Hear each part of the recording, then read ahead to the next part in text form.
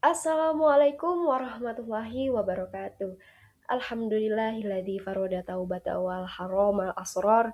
Asyhadu an la ilaha illallahu katibul athar. Wa asyhadu anna sayyidana Muhammadan abduhu wa rasuluh sofyatul akhyar. Amma ba'du. Perkenalkan, nama saya Anida Aulia Nirwana.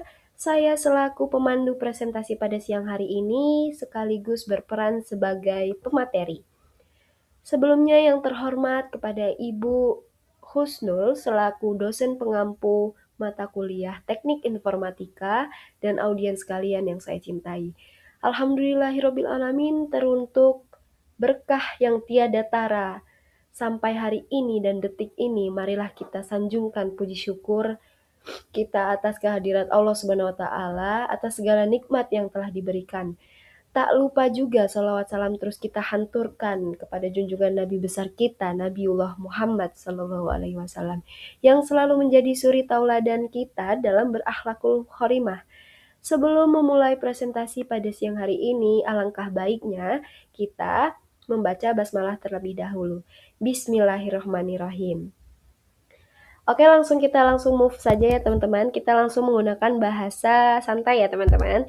Jadi kita akan belajar pada presentasi ini, kita akan belajar kaidah pencacahan. Yang dimana kaidah pencacahan ini memiliki 4 elemen, yaitu yang pertama ada aturan penjumlahan dan aturan perkalian. Nah, aturan penjumlahan dan aturan perkalian ini adalah materi yang sangat penting untuk teman-teman kuasai karena ini menjadi materi prasyarat untuk materi berikutnya ketika teman-teman sudah mempelajari peluang. Jadi langsung saja kita move ke indikatornya. Indikatornya ini terdapat definisi kaidah pencacahan. Kaidah pencacahan adalah suatu seperangkat atau aturan dalam matematika yang digunakan untuk menentukan banyaknya kemungkinan atau cara suatu peristiwa dapat terjadi tanpa harus mencatat semua kemungkinan tersebut satu persatu. Jadi istilahnya kaidah pencacahan ini adalah materi dalam matematika yang khususnya pada bidang kombinatorika yang membahas cara menghitung banyaknya kemungkinan ya teman-teman, atau cara yang dapat terjadi dari suatu peristiwa tanpa harus menuliskan semua kemungkinan satu persatu. Nah, biasanya kaidah ini digunakan untuk menentukan jumlah cara menyusun, memilih, atau mengatur objek dengan aturan tertentu secara sistematis dan efisien. Dalam penerapannya, kaidah pencacahan sangat membantu dalam penyelesaian masalah sehari-hari seperti penentuan susunan, pemilihan, peluang, dan perhitungan kombinasi atau urutan. Secara umum, kaidah pencacahan ini mencakup beberapa prinsip utama, yaitu ada aturan penjumlahan yang pertama, lalu yang kedua ada aturan perkalian, lalu yang ketiga ada permutasi. Maaf ya teman-teman, sedikit flu. Langsung kita lanjut. Yang kedua ada aturan perkalian, lalu yang ketiga ada permutasi, lalu yang terakhir ada kombinasi ya teman-teman. Langsung saja kita move ke metodologi materi.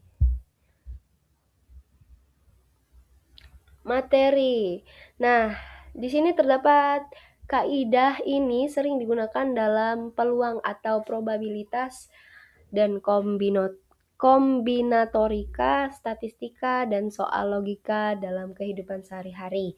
Lalu yang kedua ada poin di mana prinsip dasar kaidah pencacahan. Secara umum, kaidah pencacahan berlandaskan pada 2 prinsip utama ya teman-teman. Jadi sebelum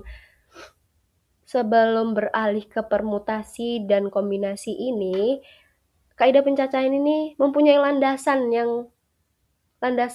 utama intinya. Landasan utama yaitu adalah aturan penjumlahan dan aturan perkalian. Dari kedua aturan ini lalu berkembanglah konsep faktorial, permutasi, dan kombinasi. Jadi sebelum adanya ketiga konsep itu yang faktorial, permutasi, dan kombinasi ini, terdapat suatu 2 landasan yang melandaskan prinsip-prinsip kaidah pencacahan ini. Langsung kita move ke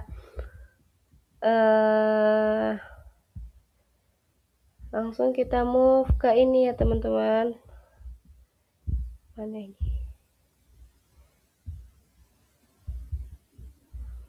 Pengertian aturan penjumlahan. Yang pertama ada aturan penjumlahan.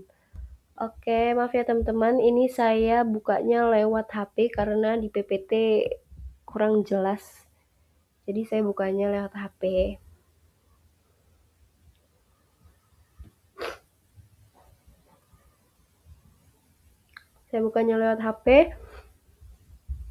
Yaitu yang pertama ada aturan penjumlahan.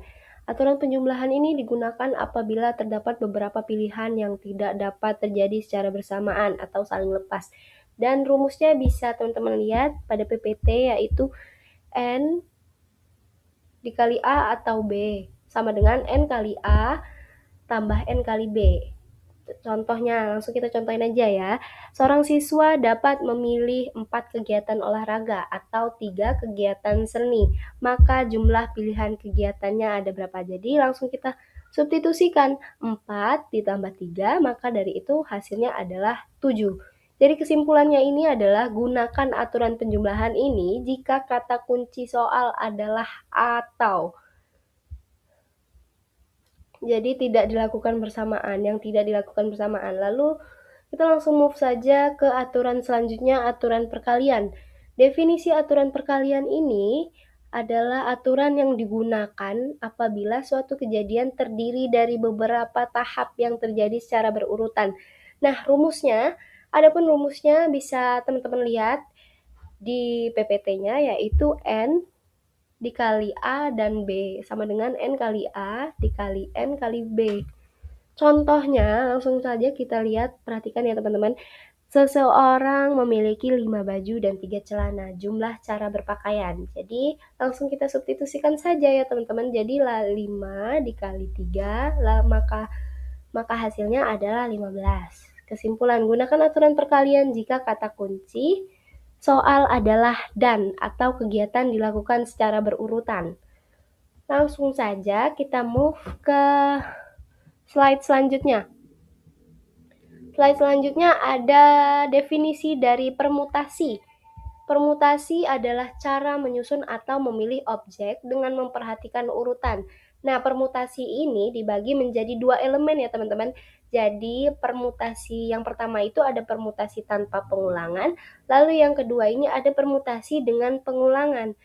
Yang pertama itu definisi. Kita langsung saja ke definisi permutasi tanpa pengulangan ini digunakan jika objek tidak boleh terulang.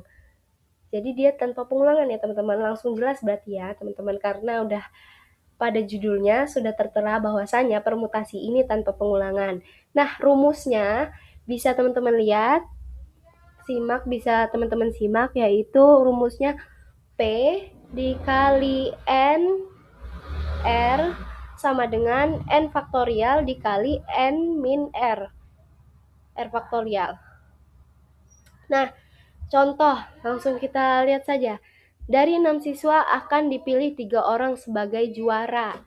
1, 2, dan 3. Maka dari itu langsung kita substitusikan saja. P dalam kurung 6,3 sama dengan 6 faktorial per 3 faktorial. Nah, jadi caranya ini ya teman-teman, kita jabarkan faktorial. 6 faktorial itu berarti kan 6 dikali 5 dikali 4 dikali 3 dikali 2 dikali 1. Nah, kita jabarkan dulu. Teman-teman sambil membuka alat tulis ya teman-teman, karena di PPT tidak cukup, jadi tidak kurang penjelasannya. Jadi 6 faktorial ini bisa kita tuliskan, kita jabarkan, yaitu 6 dikali 5 dikali 4, lalu dikali 3 dikali 2 dikali 1. Kemudian kan itu ada per 3 faktorial. 3 faktorial ini yaitu 3 faktorial itu 3 dikali 2 dikali 1. Maka dari itu kita sederhanakan terlebih dahulu ya teman-teman, baru kalian baru kalian hitung. Jadi kita coret ya teman-teman. Setelah kita jabarkan tadi, kita coret angka yang sama. 1 dan 1 di atas coret, 2 dan 2 di bawah dicoret, 3 dan 3 di bawah dicoret. Maka dari itu sisa 6 dikali 5 dikali 4. Maka hasilnya 120. Itu ya teman-teman. Jadi 120 itu hasil penjabaran dari faktorial yang di atas.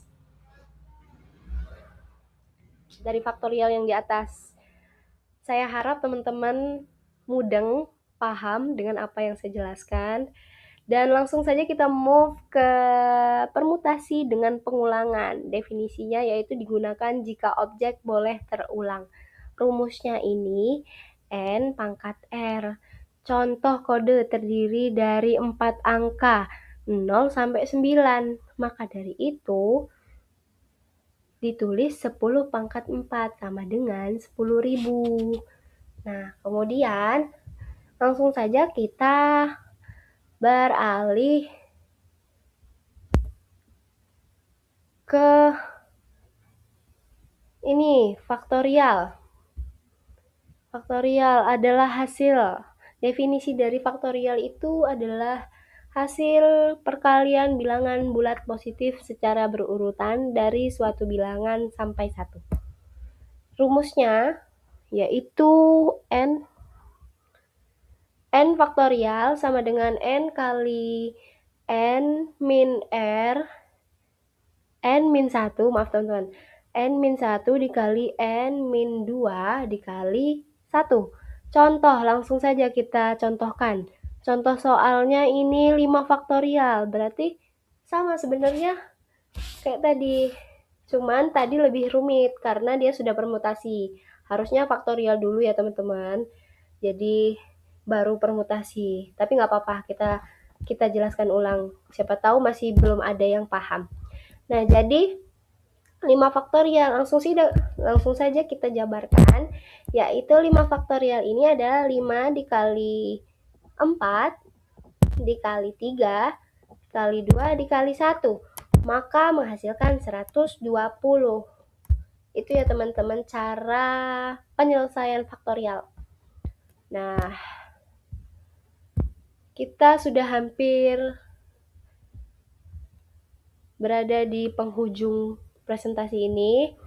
Nah, kita sudah selesai penjelasannya, dari saya sudah selesai, dan bagi teman-teman ini terdapat exercise latihan gitu buat teman-teman latihan di rumah.